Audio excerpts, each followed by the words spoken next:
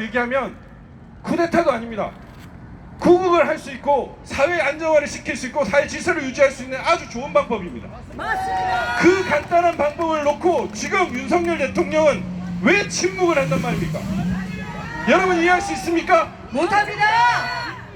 저는 대통령이 너무나 쉬운 결단을 더 이상은 미루지 않기를 바랍니다. 그리고 제가 이 부정선거 관련해서 나름 지식을 전달하는 측면에서 왜 4.10 총선이 부정선거인가를 여러분들께 말씀을 드리겠습니다.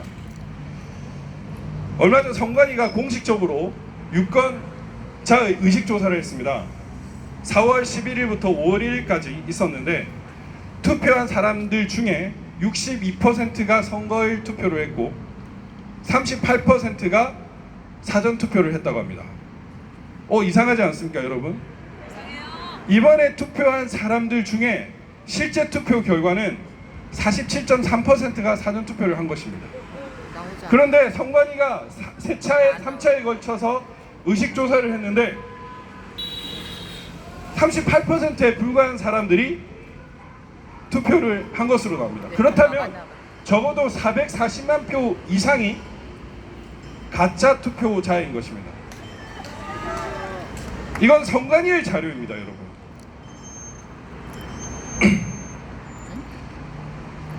서울시, 서울 425개 동, 경기 599개 동, 부산 192개 동, 인천 156개 동, 대전 82개 동, 세종 11개 동, 울산 47개 동, 전부입니다.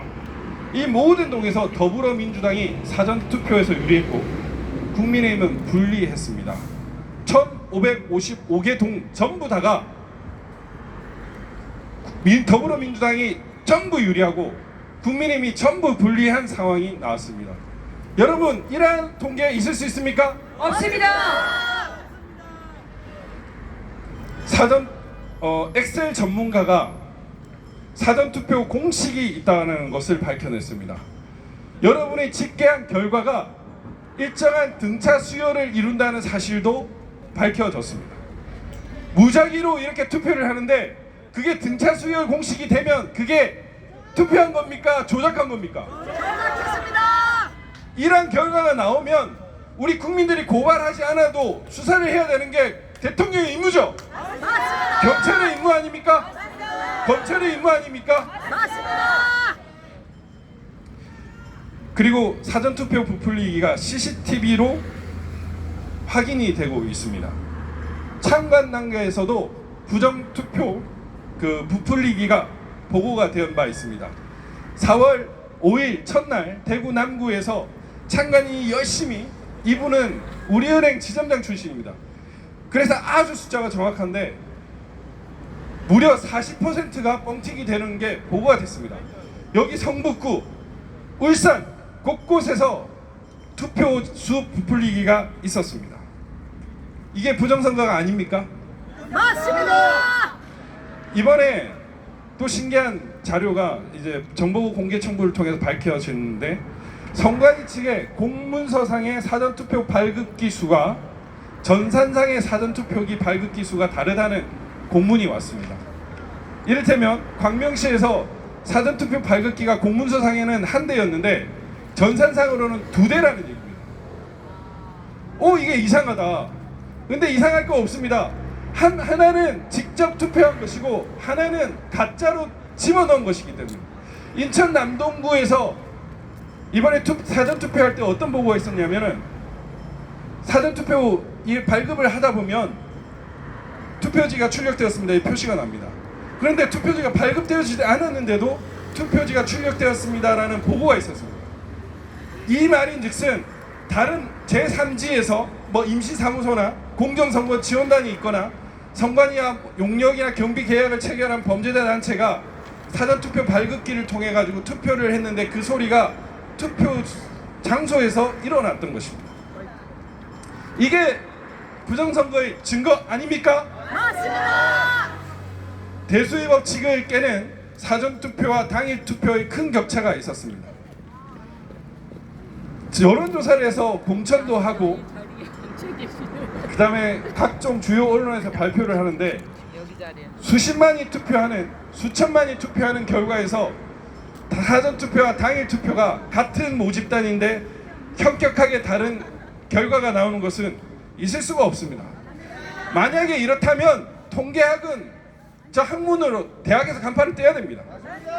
왜 통계학 교수님들은 이렇게 조용한 것입니까? 사전 투표에서 말도 안 되는 결과가 나왔다는 사실에 대해서 더불어민주당이나 범죄자 세력들, 이준석과 같은 부정선거를 덮는 자들은 일관되게 이렇게 얘기하고 있습니다. 사전 투표를 많이 한 사람들은 더불어민주당 지지자가 많다. 말도 안 되는 얘기입니다. 맞습니다. 여러분 기억하실 겁니다. 이번에 한동훈이가 254개 선거구의 후보들 전부 다 사전 투표를 시켰습니다. 인증사까지 찍어서 보내라고 했습니다. 이상민 장관과 윤석열 대통령조차도 사전 투표를 했습니다. 이런 상황에서 국민의힘이 사전 투표 일관되게 진다는 게 말이 됩니까? 안 됩니다. 말이 안 되는 얘기입니다.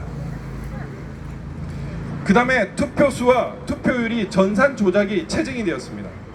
투표율이 누계가 되는 겁니다, 여러분. 시간이 지나면 줄어들 수가 없는 거예요. 그런데 대구 같은 경우에 시간이 1시간 지났는데 49.9%에서 49.6%로 줄어드는 결과가 나옵니다. 혹은 투표수가 정지를 하는 구간이 1시간 이상 나옵니다. 이 말인 즉슨 당일 투표에서 국민의힘이 많이 나오면, 당일 투표에서 투표수가 많으면 여당이 유리하니까 일정하게 투표수를 줄이거나 유지를 시켜가지고 국민의힘이 이길 확률을 최대한 줄이겠다는 의도입니다. 그러면은 투표지를 파쇄한 증거가 나와야 되지 않느냐? 예, 파쇄한 증거도 나왔습니다. 저 대구 남구 선관위에서 투표지를 파쇄한 증거가 나왔습니다. 실제로 대구 남구 선관위에서 이것은 투표지를 가른 곳이라고 공식 답변도 했습니다. 이게 증거가 아닙니까? 맞습니다. 선거 당일 혹은 선거 전날에 이렇게 투표지를 간 게 나왔다는 것은 얼마든지 투표수를 줄일 수 있다는 것입니다. 그리고 선거인수와 투표인수가 맞지 않습니다. 선거인수보다 많은 투표수, 인구수보다 많은 투표수, 비례대표 선거인수와 지역구 선거인수가 맞지 않습니다. 대단히 신기하게도 이 엑셀 전문가들이 분석한 바에 따르면 사전투표가 도입되기 전에는 선거인수, 투표수가 일정하게 거의 일치를 했고 지금처럼 차이가 나는 경우가 없었다고 합니다. 그런데 사전투표가 있는 경우에 계속 그 간격이 벌어지더니 4.15와 4.10에서는 그 간격이 너무나 큰 차이가 됐습니다. 이것이 바로 부정선거의 증거입니다.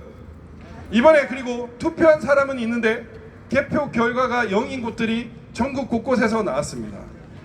투표한 사람이 있는데 개표 결과가 0이다. 이게 있을 수 있습니까?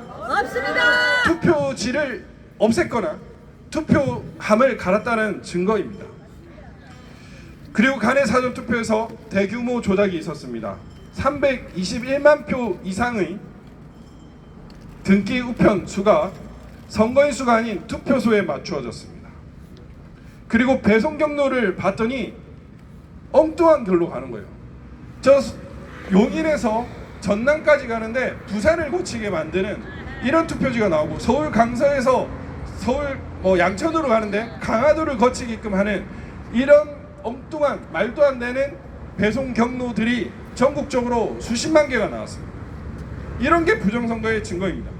그리고 관외 사전 투표함, 우리 그 전동석 후보님 확인해 보셨는지 모르겠지만 전국에서 개표 진행표를 정보 공개 청구해서 받을 수가 있습니다.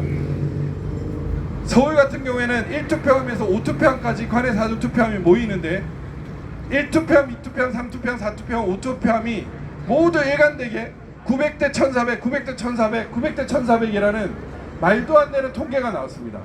제주, 부산, 광주에서 무작위로 올라오는 우편 투표가 왜 투표함에 들어가면 일정한 비율을 가게 되는 것입니까? 여러분, 이게 있을 수가 있는 일입니까? 없습니다. 있을 수가 없습니다. 즉 만들어서 투표를 했다라는 얘기입니다. 제외 투표함은 더욱더 신기합니다. 전국적으로 국민의힘 이긴 곳이 서초갑밖에 없습니다. 겨우 한 10여 표 차이로 서초갑만 이기고 저 강남갑이나 대구 수성갑조차도 재국민투표에서는 국민의힘이 졌습니다. 더불어민주당이 전승을 했습니다. 이런 게 있을 수가 있습니까? 없습니다. 해외를 나가면 애국자가 되고 많은 해외에 계신 분들이 애국 우파이고 자유 우파인 것을 여러분들은 알고 계실 겁니다. 그런데 그분들이 투표 결과는 서울 서초갑을 제외한 전국 전역에서 전부 다가 더불어민주당이 이긴다, 있을 수가 있는 일입니까? 없습니다. 결국 이 엄청난 사각지대, 배송 경로를 통한 이 사각지대에서 위조 투표지를 만들고 투표함을 가는 범죄 통로가 있다는 것입니다. 이런 수많은 증거가 있는데 이것에 대해서 침묵하면 그게 대통령입니까? 아닙니다. 그게 경찰입니까? 아닙니다. 그게 검찰입니까? 그들은 국민의 세금을 가지고 먹고 살고 있습니다. 그들이 마땅히 해야 할 이 엄청난 부정선거의 증거들에 대해서 침묵을 한다면 그들이 과연 공무원이라 할 수 있겠습니까? 너무너무 답답합니다. 제가 기억이 납니다. 누가 어느 고위직을 지낸 분이 윤석열 대통령도 3구 대선에서 내가 왜 0.73%로 이겼는지 나도 이해가 안 돼 라고 직접적으로 얘기를 했다고 합니다. 여론조사를 해보면 10몇 %씩 이기는데 어떻게 0.73%로 이기느냐, 이해가 안 된다. 그리고 국정원이나 대통령실이나 윤 대통령의 지인들, 그런 인사들이 부정선거를 얘기하고 있습니다. 그리고 대통령 후보 당시에 우리 한교안 전 국무총리께서 말씀을 하셨죠. 대놓고 4.15 총선은 전부 무효다라고 얘기를 하셨고 부정선거와 관련된 질의를 상당히 많이 하셨습니다. 서울법대를 나오고 사법고시를 합격한 윤석열 대통령이 그걸 모르면 되겠습니까? 안 됩니다. 말이 안 되는 거죠. 이 의도적인 침묵은 더 이상은 방관할 수 없습니다. 저는 5월 30일까지 윤석열 대통령이라고 부르기로 했습니다. 그렇지만 여기에 대해서 더 이상 침묵을 한다면 윤석열 대통령은 양정철이나 더불어민주당의 그 나라를 팔아먹는 이 부정선거 범죄자 세력들과 다를 바가 없습니다. 없습니다. 국민들이 이렇게 절규를 하는데 그 절규를 외면하면 그게 대통령입니까? 아닙니다. 검사가 쪽팔리게 범죄자한테 무릎을 꿇고 범죄자와 대화를 시도하는 게 그게 말이 됩니까? 안 됩니다. 대한민국은 어느 특정 개인의 소유가 아닙니다. 자유가 꿈틀대고 그 엄청난 공산 세력과의 전쟁에서도 싸워 이겼던 그런 우리 자랑스러운 나라입니다. 제 아들이 꿈꾸는 나라, 우리 후손들이 살아가야 할 그런 자유 번영의 대한민국이 되어야지 범죄자들이 뻔뻔하게 국회에서 소리치고 입법을 하고 국민들한테 호통을 치는 그런 나라가 되면 안 됩니다, 여러분. 맞습니다. 우리 나라를 위해서 부정선거 반드시 척결해야 됩니다. 맞습니다. 윤석열 대통령은 부정선거 수사하라! 수사하라. 수사하라! 수사하라. 수사하라! 수사하라. 감사합니다. 와, 감사합니다. 박지원 변호사님. 자,